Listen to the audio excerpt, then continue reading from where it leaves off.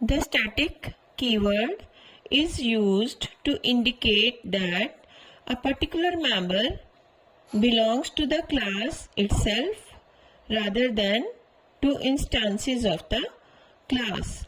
This means that the static member is shared among all instances of the class.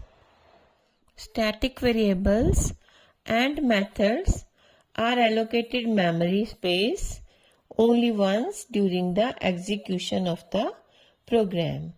This memory space is shared among all instances of the class, which makes static members useful for maintaining shared functionality.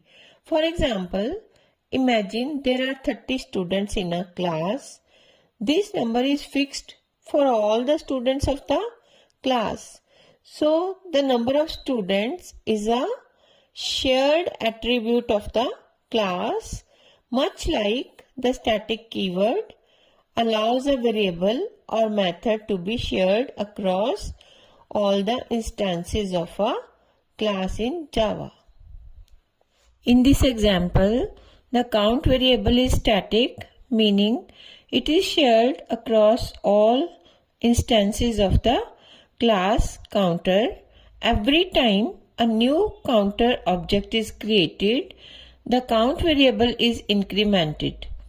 The static method getCount allows us to retrieve the current count without creating an instance of class count. If this video is helpful, then please like the video and subscribe the channel. Thank you.